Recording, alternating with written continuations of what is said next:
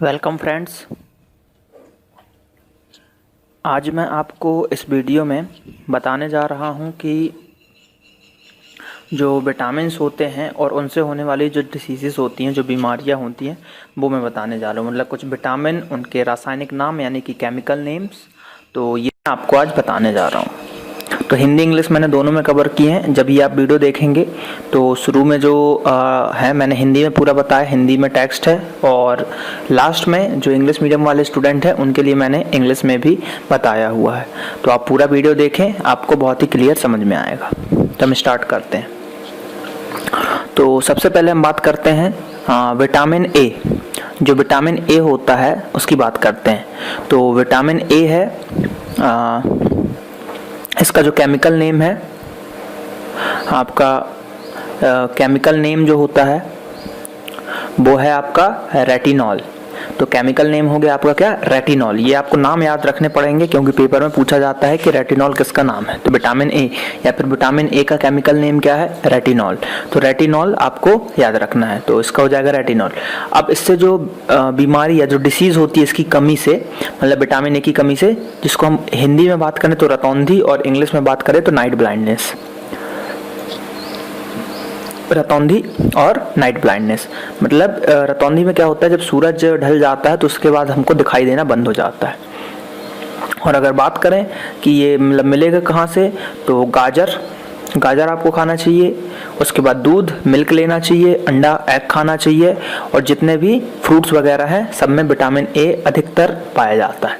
तो ये चीज़ें आप लें। और अगर आप वेजिटेरियन नहीं है, आप सब कुछ खा सकते हैं, तो फिश खाएं। फिश इसमें सबसे ज़्यादा विटामिन ए होता है। इसकी आँख जो आइज़ होती है उसमें विटामिन ए पाया जाता है, इसके लिवर में भी विटामिन ए पाया जाता है। तो फिश बहुत ही अच्छा है विटामिन ए के लिए, तो ये आपको याद रखना है।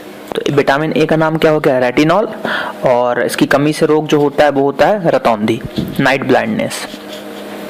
अगला देखते हैं विटामिन बी1। अब विटामिन बी1, तो विटामिन बी1 का जो केमिकल नेम है, विटामिन बी1 का केमिकल नेम है वो है थायमीन। क्या है, थायमीन। अब देखिए कभी कभी पेपर में सिर्फ क्वेश्चन पूछता है कि विटामिन बी का नाम क्या है, तो विटामिन बी का भी नाम थायमीन ही लिया जाता है। लेकिन क्योंकि विटामिन बी1 होता है 2, 3, 5, 6, 7 इस टाइप से बी12 तक होता है विटामिन, तो ये आपको याद रखना है। मतलब कि विटामिन अगर स्पेशली पूछ लिया कि विटामिन बी1 का बताओ तो थायमीन है, और अगर सिर्फ विटामिन बी है तो भी थायमीन है। तो मैंने पूरे नाम कवर किए, तो ये आपको याद रखना है। तो विटामिन बी1 का क्या नाम है, थायमीन। और इसकी जो कमी से जो रोग होता है, मतलब इसकी जो मतलब अगर विटामिन बी1 आपको शरीर में कम हो जाता है तो इससे आपको बेरी रोग हो जाता है। क्या हो जाता है, बेरी डिसीज हो जाती है। इसके लिए आपको मूंगफली, नट्स खाने हैं, नट्स, आलू हो गया, पोटैटो, और वेजिटेबल्स। तो इसमें आपको विटामिन बी1 मिलेगा। वैसे हरी सब्जियां हमेशा हमको खाना चाहिए, वेजिटेबल्स हमेशा खाना चाहिए क्योंकि उसमें अधिकतर सब कुछ पाया जाता है। अब विटामिन बी2 देखते हैं। विटामिन बी2, तो विटामिन बी2 का अगर केमिकल आपका केमिकल नेम की बात करें तो राइबोफ्लोविन है। तो राइबोफ्लोविन है इसका क्या रासायनिक नाम या केमिकल नेम। और इससे जो डिसीज होती है वो होती है आपकी त्वचा का फटना, मतलब जो स्किन है, आपका जो स्किन है वो फटने लगती है, और आइज से रिलेटेड कुछ प्रॉब्लम होती है। तो विटामिन बी भी बहुत ज़रूरी है। इसके लिए भी आपका मिल्क होना चाहिए, अंडा होना चाहिए, और सब्जी होना चाहिए, यानी कि मिल्क, एग और सब्जी। ये तीन चीज़ जो है आपकी बहुत ही इंपॉर्टेंट है, वेजिटेबल्स। तो मिल्क तो अधिकतर हमको लेना ही चाहिए, जिससे विटामिन बी2 की पूर्ति हो जाएगी हमारे शरीर में। अगला देखते हैं विटामिन बी3। विटामिन बी3, तो इसका जो अगर केमिकल नेम की बात करें, केमिकल नेम, तो केमिकल नेम है नियासिन।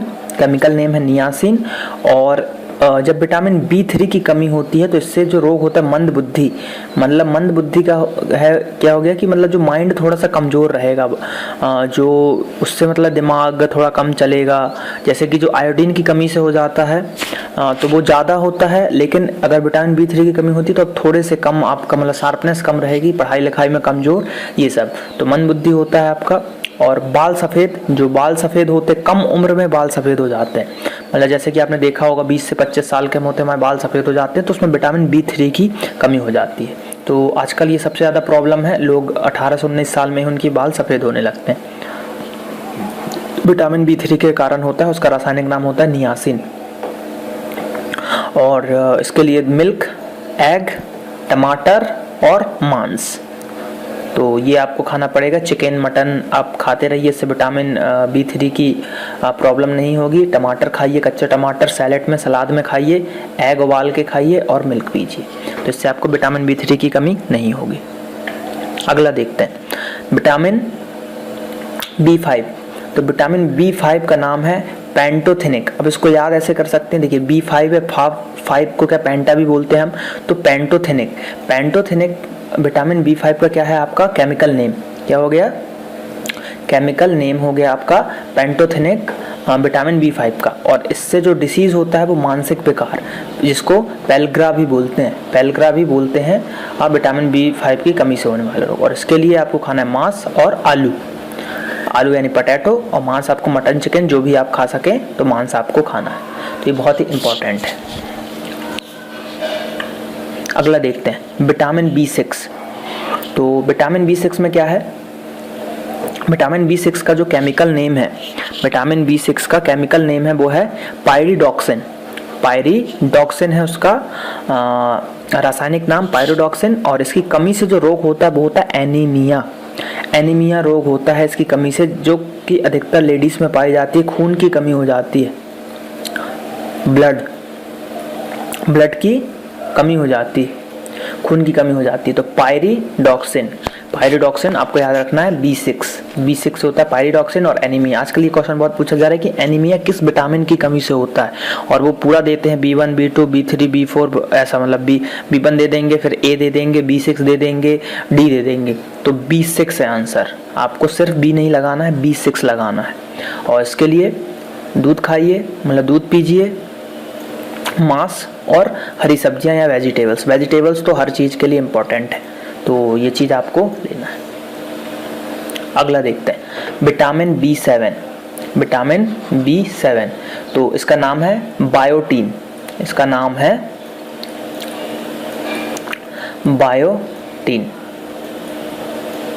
तो बायोटीन आपको याद रखना है कि इसका नाम हो गया बायोटीन।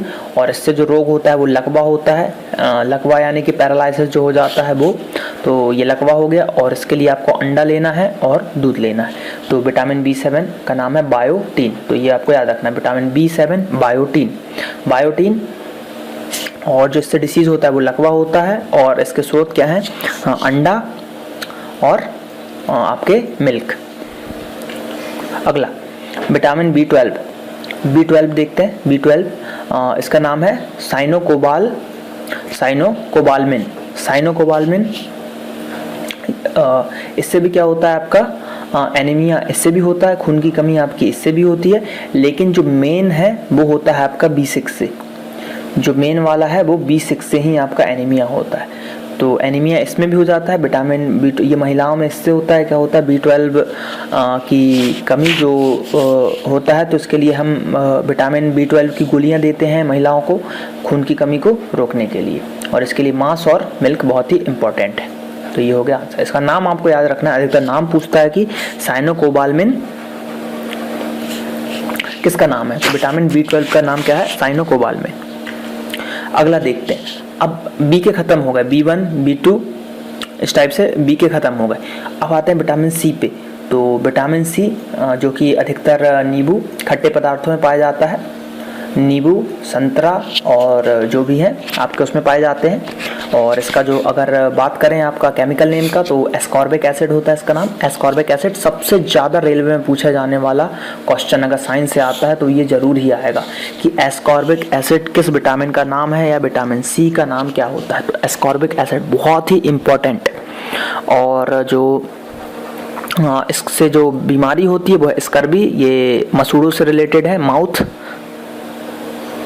से रिलेटेड है आपका, मतलब मसूड़ों में दांतों के ऊपर कुछ हो जाता है, स्कर्वी, मसूड़े सूज जाते हैं ये सब। तो स्कर्वी रोग विटामिन C की कमी से होता है। तो आपको विटामिन C लेना चाहिए। सबसे ज़्यादा आंवला आप आंवला खाएं, इससे ग्लो भी आता है आपके फेस पे, ग्लोइंग होता है आपका चेहरा। नींबू, खट्टी चीज़ें, संतरा, ये सब खाएं तो इसमें आपको विटामिन सी अधिकतर मिलेगा, बहुत ही इंपॉर्टेंट है। और एक क्वेश्चन और कि हमारे शरीर में जो टॉयलेट होता है, यूरिन, उसके समय हमारे शरीर में सबसे ज़्यादा कौन सा विटामिन निकलता है? तो विटामिन सी की मात्रा सबसे ज़्यादा रहती है। मतलब जो हमारा यूरिन होता है उसमें 2% आपका यूरिया होता है, 2%, और विटामिन सी सबसे ज़्यादा होता है और बाकी अन्य चीज़ें। तो ये बहुत ही इम्पोर्टेंट है। देखते हैं विटामिन डी, जो कि सूर्य के प्रकाश से हमको मिलता है। विटामिन डी, इसका रासायनिक नाम देखें, यानी कि केमिकल नेम देखें। इसका केमिकल नेम है कैल्सीफेरॉल। क्या है? कैल्सीफेरॉल। तो इसका केमिकल नेम है कैल्सीफेरॉल। और रिकेट्स, ये बच्चों में रोग हो जाता है, विटामिन हड्डियों से रिलेटेड रोग है, तो ये बच्चों में होता है।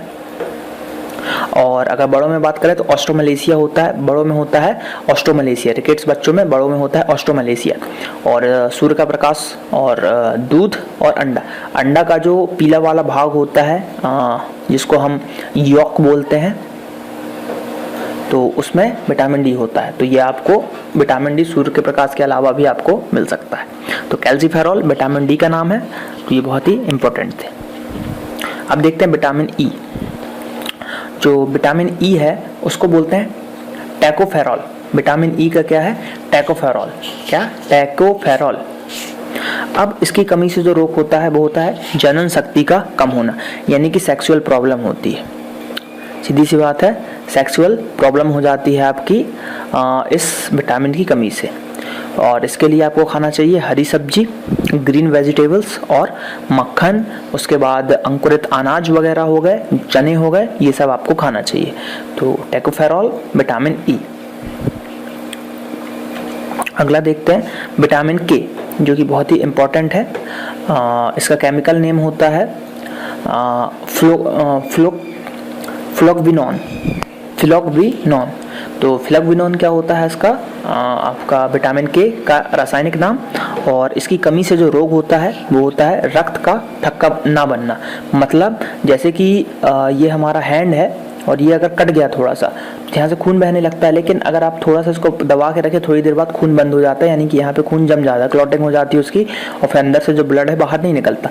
लेकिन अगर आपके शरीर में विटामिन के की कमी हो जाती है तो ये खून बहता ही जाएगा और खून रुकेगा नहीं, बहुत ही तेजी में खून बहेगा, खून बहता ही जाएगा। तो विटामिन के बहुत इंपॉर्टेंट है। लेकिन ये शरीर के बाहर की बात कर रहे हैं, और शरीर के अंदर जो खून का थक्का नहीं जमने देता है उसका नाम है हेपेरिन। हेपेरिन जो है, हेपेरिन शरीर के अंदर खून का थक्का नहीं जमने देता, ये बहुत ही इंपॉर्टेंट है। और जो प्रोटीन है खून का थक्का नहीं जमने देता वो है फाइब्रोनोजिन। तो ये आपको याद रखना है, फाइब्रोनोजिन, हेपेरिन, और एक हो गया आपका विटामिन के फ्लो। इसको देख ऐसे याद कर सकते हैं, फ्लो से रिलेटेड है। तो विटामिन के खून के फ्लो को रोक के रखता है, तो फ्लोक्विनोन। तो ये बहुत इंपॉर्टेंट हो गया आपका विटामिन के। अब जो इंग्लिश मीडियम के स्टूडेंट हैं उनके लिए मैंने ये पूरा चार्ट प्रिपेयर किया हुआ है। इसमें पूरे विटामिन हैं और उनके नाम आपके इंग्लिश में हैं, और जो भी मतलब प्रॉब्लम्स वगैरह हैं सब आपका इंग्लिश में लिखा हुआ है। तो ये आपको बहुत ही इम्पोर्टेंट है, आपको याद रखना है। तो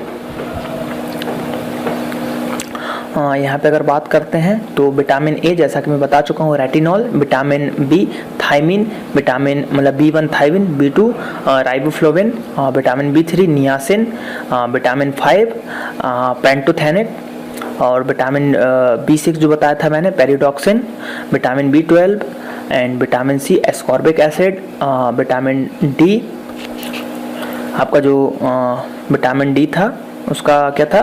कैल्सीफेरॉल, विटामिन ई, टैकोफेरॉल और विटामिन के, ये मैं पूरे आपको बता चुका हूँ, फ्लोक्विनोन।